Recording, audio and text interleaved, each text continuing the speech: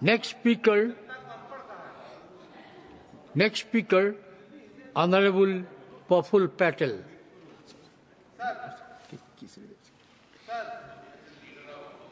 Next speaker, Keshridev Jala. Next speaker, Keshridev Singh Jala.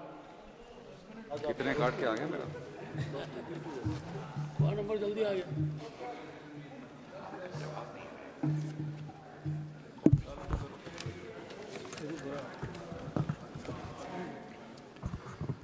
धन्यवाद उपसभापति महोदय, आपने इस महत्वपूर्ण विषय पे बोलने का आज थोड़ा जल्दी मौका दिया.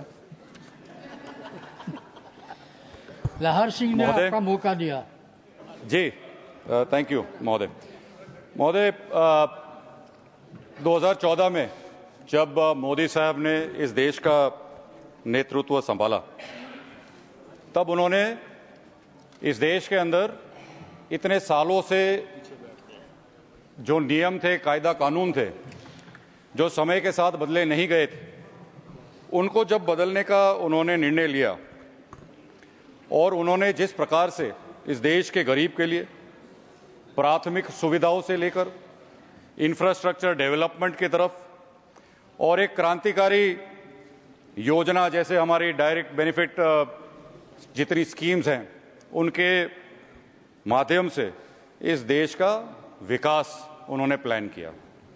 इस माध्यम से इस देश की अर्थव्यवस्था जो एक समय पे 11वें स्तर पे थी, वो आज 5वें स्तर पे आके खड़ी हुई है. और विश्वास के साथ ये सरकार अपना काम आगे बढ़ा रही है कि तीसरे टर्म के अंदर विश्व के अंदर तीसरे स्थान पे आके हमारी इकोनॉमी खड़ी रहेगी. इस विश्वास के साथ जब हम आगे बढ़ रहे हैं, तब कोई भी इकोनॉमिक परिस्थिति देश की, किसी भी देश की हो महोदय, उस इकोनॉमी को आगे बढ़ाने के लिए देश के अंदर सुरक्षा बहुत महत्वपूर्ण मुद्दा है. हमारे देश के अंदर हमारी सरकार के नेतृत्व में, मोदी साहब के नेतृत्व में और हमारे गृह प्रधान श्री अमित शाह जी के नेतृत्व में सुरक्षा का एक महत्वपूर्ण विषय देश के अंदर एक एक मुद्दे से आगे बढ़ा है. बॉर्डर एरिया डेवलपमेंट के माध्यम से इस देश के अंदर 2900 से ज़्यादा गांवों में, 19 से ज़्यादा जिलों में, अरुणाचल प्रदेश, हिमाचल प्रदेश, सिक्किम, उत्तराखंड, लद्दाख जैसे राज्यों में एक वाइब्रेंट विलेज प्रोग्राम चालू किया गया 2023 में. 4800 करोड़ से ज़्यादा का उसका बजट रखा गया, जो अगले साल 24 तक वो 1500 गांव के अंदर रोड, रास्ते, high speed net, Bharat net, internet जैसे सुविधा उपलब्ध हुई. श्रीनगर लेह के बीच में 220 केवी की जो लाइन लगाने में आई, उसके माध्यम से लद्दाख के जो एंड का जो विस्तार थे, उसके अंदर भी बिजली पहुंची. ये सारी चीज़ें बॉर्डर सिक्योरिटी के लिए जो सरकार ने करी, उसके अंतर्गत जो बॉर्डर इंफ्रास्ट्रक्चर मैनेजमेंट की स्कीम है, इसमें 2021 से 2026 के बीच में 13,020 करोड़ का बजट दिया गया. 4,210 किलोमीटर के रास्ते और जिसमें से 2,963 किलोमीटर फेंसिंग बांग्लादेश के बॉर्डर पे हम लोगों ने करी. फ्लड लाइट से लेकर ड्रोन्स, इन सब का उपयोग करके हमने हमारे बॉर्डर्स को सुरक्षित किया. 15,106 किलोमीटर लैंड बॉर्डर्स और 7,506 किलोमीटर की हमारी जो कोस्ट लाइन है, इनको आज बड़ी मजबूती से सिक्योर हमारी सरकार ने किया है. बीआरओ की बात करें तो कठिन जगहों पर 7,000 किलोमीटर रास्ते 2019 से 24 के बीच में बनाए गए और 7,000 गांवों को, जो बॉर्डर गांव हैं, उनको जोड़ा गया. इस प्रकार का जब इंफ्रास्ट्रक्चर हमारे बॉर्डर्स पे आया, तब हमारे बॉर्डर्स सुरक्षित होते गए, देश सुरक्षित होता गया. अभी भी comprehensive integrated border management system के माध्यम से जो बाकी की जगह रह गई है, वहां पर ड्रोन्स, सेंसर्स, लेजर्स और जो अनफेंस्ड रिवर्स हैं और डेजर्ट विस्तार हैं, उसके अंदर टेक्नोलॉजी का पूरा उपयोग करके हमारी बॉर्डर्स को मजबूत किया जा रहा है. महोदय, इंटरनल सिक्योरिटी की हमारी बात करें तो जम्मू कश्मीर जो इतने सालों से मुख्य धारा से वंचित था, आर्टिकल 370 जैसे परिस्थितियों के बीच में वहाँ पर टूरिज्म नहीं हो रहा था, वहाँ पर इंडस्ट्रीज नहीं आ रही थी, लेकिन आज वो 370 को रिवोक करके जम्मू और कश्मीर को एक इंडस्ट्रियल एरिया, एक उभरता हुआ इकोनॉमी के माध्यम से हम लोग देख रहे हैं। उसी तरीके से नॉर्थ ईस्ट की विस्तार की हम बात करें तो उसके अंदर भी जो हमारा इंफ्रास्ट्रक्चर डेवलपमेंट हुआ है, उसके वजह से ना सिर्फ हमारी सीमाएं मजबूत नहीं हुई हैं, लेकिन उन विस्तारों का देश के मध्य रेखा से जुड़ने का मजबूत कार्य हुआ है। महोदय, इस बिल को क्यों लाया जा रहा है, ऐसा प्रश्न हमारे विपक्ष के मित्र पूछ रहे हैं आज। महोदय, इस बिल के पहले के जो बिल्स अगर हम उनके ऊपर नजर लगाएं तो कोई भी क्लियर लेजिस्लेटिव प्रोसीजर अगाऊ की सरकारों में, प्रीवियस सरकारों ने कभी करी नहीं थी। 4 हमारे जो पुराने जो लॉज थे, foreigners act 1946, passport entry into India act 1920, registration of foreigners act 1939 और इमिग्रेशन कैरियर्स लायबिलिटी एक्ट 2000, ये सब इसमें से 4 में से 3 तो देश आजाद हुआ उसके पहले के हैं, कॉन्स्टिट्यूशन आया उसके पहले के हैं। लेकिन इतने सालों में कांग्रेस की सरकार ने कभी भी इन कायदों को अपडेट करने का कोई कार्यवाही नहीं किया। मॉडर्न आधुनिक परिस्थिति के हिसाब से जैसे दुनिया आगे बढ़ रही है, देश आगे बढ़ रहा है, उस हिसाब से कोई कार्यवाही कभी उन्होंने की नहीं।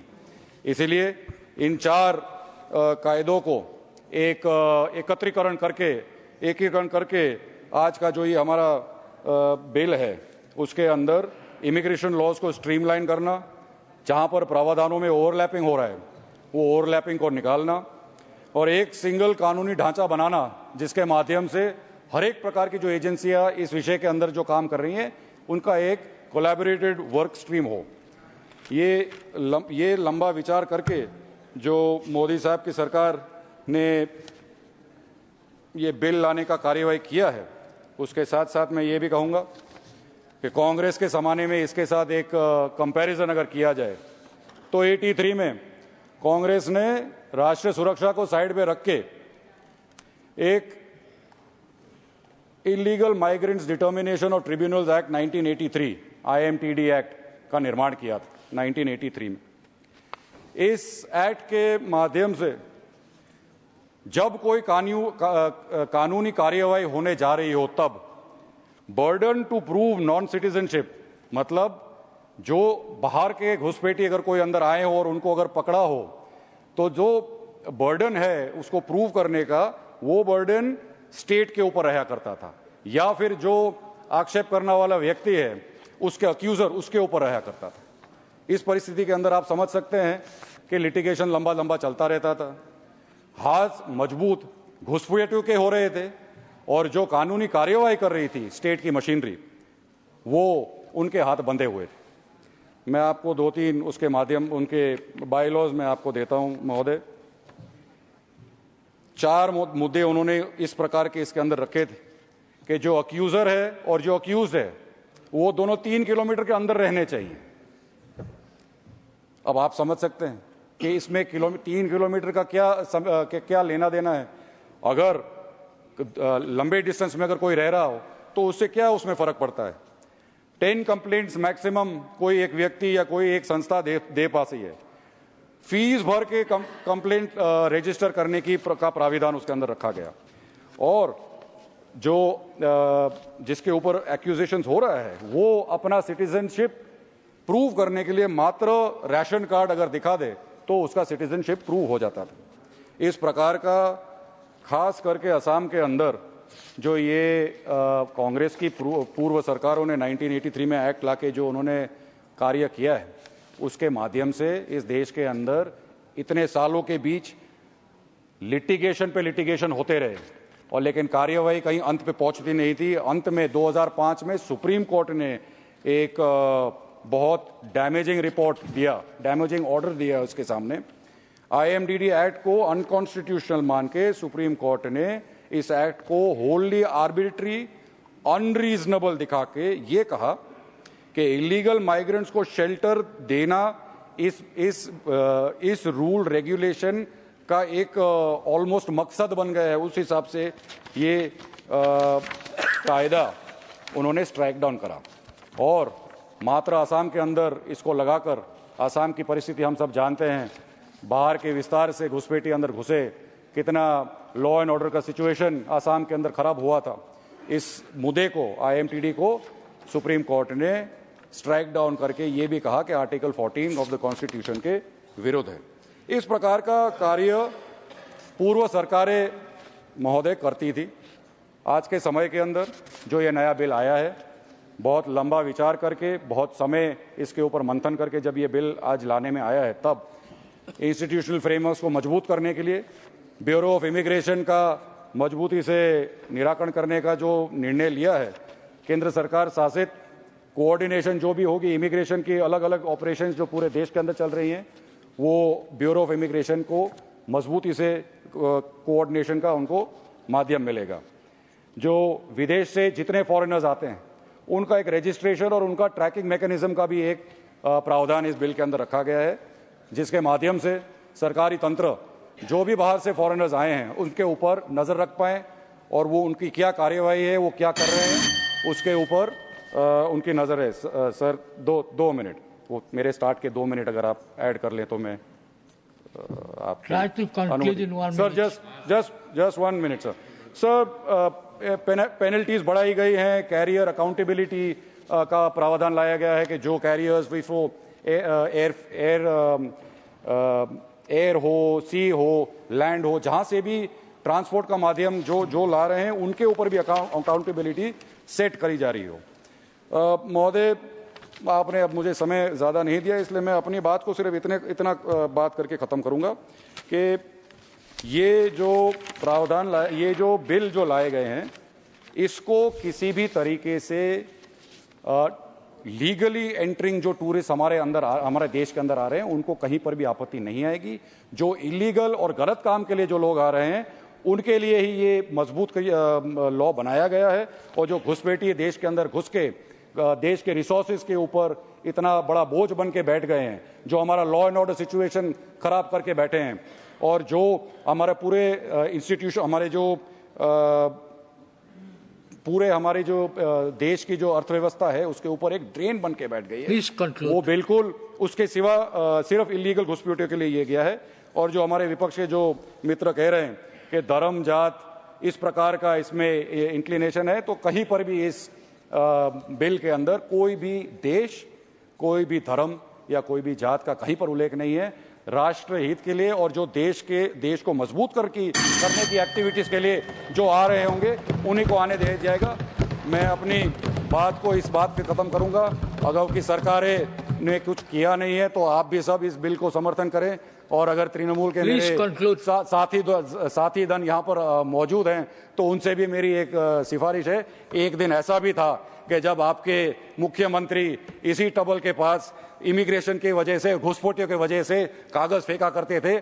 आज आप भी आइए, देश हित में जुड़िए और इस बिल को समर्थन करिए। इतनी बात के साथ मेरी बात को विराम दूं। Next speaker honourable member Sanjay Raut.